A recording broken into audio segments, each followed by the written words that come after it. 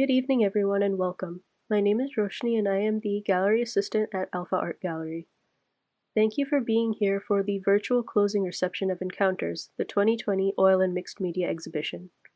Before we get started, I'd like to thank John Galliano for the music provided this evening. Thank you to all the interns for the hard work they've been doing. And of course, thank you to the artists for displaying it with Alfa Art Gallery. This evening, we will be introducing all of the wonderful artists who are part of this show. Afterwards, we will be doing a walkthrough of the virtual gallery. Now, let's get started on the introduction of Encounters. In the 18th and 19th century, art salons were the greatest annual or biannual art events in the Western world to celebrate the farthest advances in academia and the arts. To bridge talented and highly esteemed artists within the New Brunswick area, Alpha Art Gallery holds its own art salon exhibition biannually in the fall and spring. Now, the Alpha Arts New Brunswick Art Salon is presented 4 times each year to bridge the gap between artists and their communities while unifying the diverse city via art. Oil and Mixed Media Exhibition Encounters is part of the NBAS in 2020, featuring work of local and international artists and a compilation of various oil and mixed media paintings demonstrating dynamic moments of the world. Alpha Art Gallery was delighted to display the following artists for Encounters: Stephanie Deshpande, Todd Doney, Paul Fuentes, Jamie Greenfield, Patricia Haynes, Alison Lewis, Ogunlesi Paul Oyetunde, Kathleen Shaver, and Dorothy Seclair. Now, we will introduce each artist individually. Our next artist is Stephanie Deshpande. She has a great background in artistic experience. She's got a BFA in painting from UMass Amherst, an MFA from New York Academy of Art. She's been recognized by the Portrait Society of America, the Oil Painters of America, and a continued list of honors and awards. And I was actually lucky enough to interview her. She currently lives in northern Jersey and does representational painting. And her process includes absorbing the experiences of humanity around her, watching interactions and exchanges and reactions and drama between people. And she translates all these observations into paintings that not only reflect extraordinary skills and realism, as we can see to the painting on the right, but also paintings that are layered with psychological elements and personal metaphors, complexity of humans, and just life itself. The painting that I just referred to is called By the Light of the Moon. It's a great example of her style. It's realistic, obviously, but it has a sense of depth and mystery, which she utilizes by actually contrasting luminescence with darkness. And this style is something Deshpande has admired in John Singer Sargent's work, but she's made it into her own unique expression of artistry. Our next artist is Todd Doney. Doney hit the ground running in his artistic career, attending the prestigious American Academy of Art in Chicago, and beginning his career as a freelance illustrator shortly after graduating. His freelance work includes commissions from huge clients like the Chicago Bears, the Chicago Cubs, AT&T, Budweiser, and Playboy magazine, just to name a few. Since gearing his career more towards gallery work, Doney received his MFA in painting from New Jersey City University and is represented by a multitude of galleries within the tri-state area. Today, most of his work is inspired by the Great Swamp National Wildlife Refuge, as shown in the above piece, located directly adjacent to his home, as well as the work of his students at the County College of Morris. Doney's works are informed by his surroundings, specifically the ever-changing quality of nature, which is why they are titled by the date and time that the scene was observed.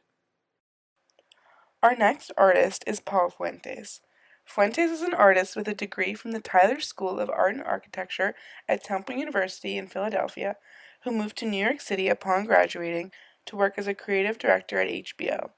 His career is full of multidisciplinary experience in the arts, such as working in film and television at his own production company, working in advertising, directing commercials, and working in the theater pursuing acting.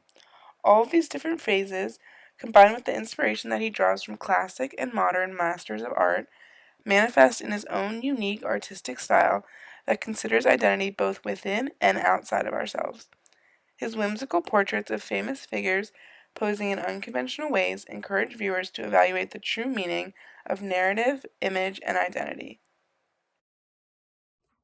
Jamie Greenfield's work represents an ecosystem in which the viewer primarily focuses on nature and cosmology, as well as on the connection between the inner thought and the outer natural world.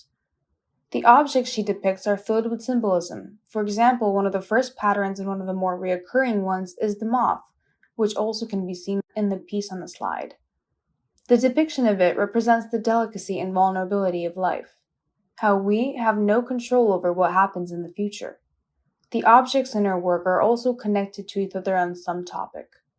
Some of these links may seem more ambiguous than others and share between them a memory of an experience rather than a representational item. I had the pleasure of interviewing Patricia Hines, who is the next artist we will be introducing. Patricia Hines' works are made of narratives of ordinary people in natural settings that challenge viewers to reflect upon their own lives. She believes that every reaction is unique and anyone can be a subject of her paintings.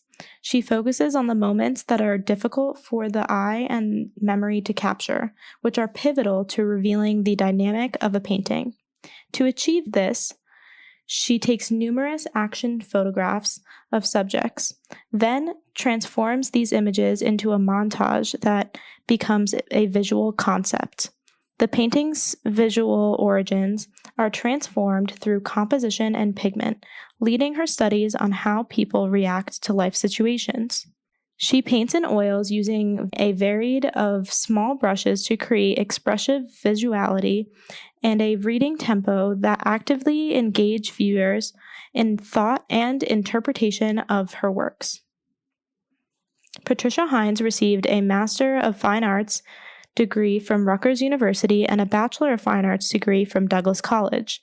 She has also been teaching studio art and art history in multiple colleges and worked in development and institutional advancement in various museums. Hines explains that Tethered, displayed here, is a portrait of her late husband in the late stages of his life. He is enjoying a beautiful sunset while still tied to life and this earth.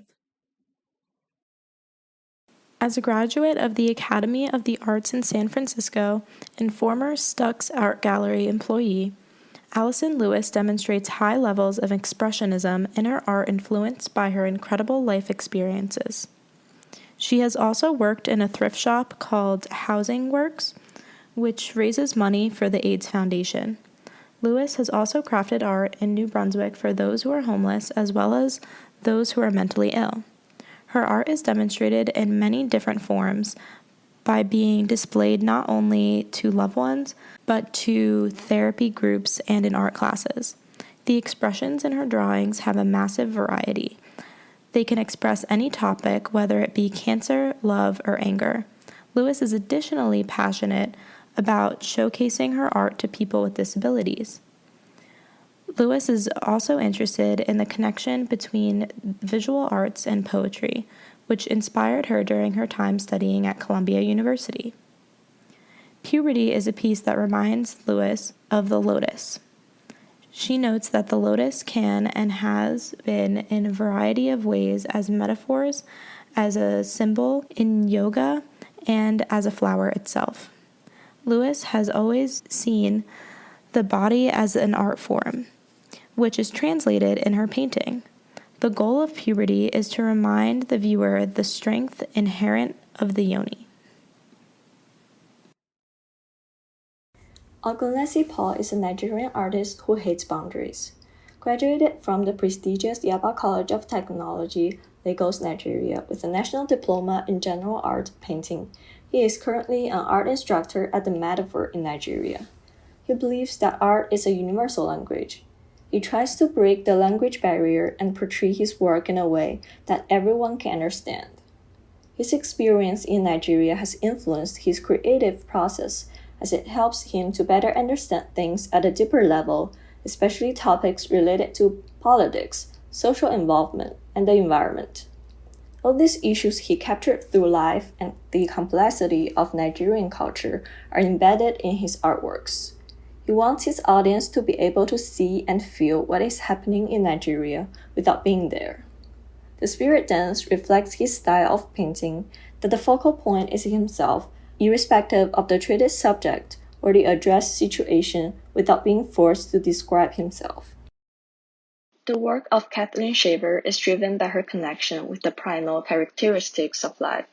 The body of her art is abstract, which serves the purpose of representing the elementary idea of painting, adding color to a surface. Small paintings are an important part of Shaver's studio practice. It is originally executed quickly on disposable canvas scraps as a challenge of producing work in an hour's time given by her teacher. This exercise developed into her working on prepared paper mounted onto boards that are movable in studio. She works on each small painting for only a few minutes at a time to allow the work to develop over sessions before reaching a solution. Her practice is reflected in small painting number 26B with an intentional abstract composition and still life references. Here, representational suggestions are strongly contested by the bold abstraction and gestural brushwork, which eventually came out unexpectedly. Our next artist is Dorothy Sinclair, who I also had the pleasure of interviewing. She was born in Brooklyn, but she's been living in New Jersey for the past 25 years. As a young child, she learned oil painting in an art class in Brooklyn. As she grew older, she became an interior designer, which satisfied her artistic stint, but she eventually moved to being a full-time artist. Her style is expansive. You can see realism to more abstract pieces, one of which you can see here. In her recent abstract oil paintings, you can see that she uses broad, free-flowing brush strokes and uses a bold color palette, including pinks and blues and yellows, as you can see to the painting on the right, called Learning to Dream, incorporates all these bright colors. She describes her process in creating abstract art as cerebral and intuitive, and as an intimate and personal process that can involve meditating and self-reflection. Therefore, we see Sinclair's mind and heart in the work she produces. John Galliano is a professional guitarist and producer who found his passion for music at a young age. Famous blues artists such as B.B. King and classic rock artists such as Bob Dylan helped form the style in which John performs today. In 2016, the musician graduated from Berklee College of Music, where he studied guitar performance and sound engineering from remarkable artists such as Thaddeus Hogarth and Enrique Gonzalez Mueller. As a lyrical guitarist, John without difficulty can accompany vocalists, and due to his knowledge of a variety of musical styles, the artist can quickly understand what his co-creators are looking for. He has opened the stage as well as performed alongside The Valley Below and Sinbad. Currently, John is touring with several bands as well as his own G-Force.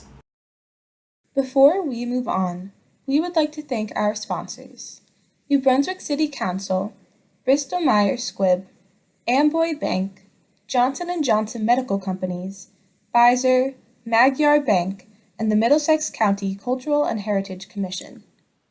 Thank you. We will now be moving on to the virtual gallery walkthrough. Artists, guests, and all who have come, we encourage you to use this walkthrough as a space to talk about the works we see along the way, so please feel free to stop me at any point to discuss an artwork or talk to the artist.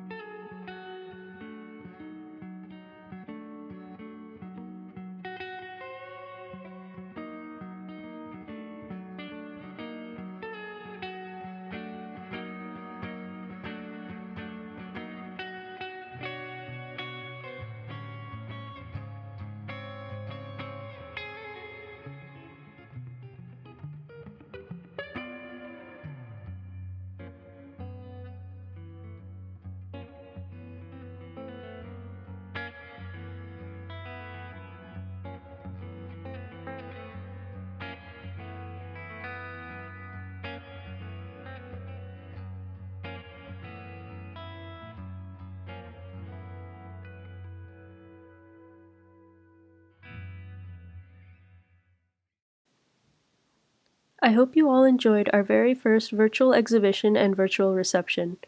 I would once again like to take this opportunity to thank the artists who displayed with us, Alfa's staff, and our curatorial, video, social media, public relations, program development, and graphic design interns for all the work that they've done for this reception and exhibition. Please feel free to continue talking as we enjoy John's music.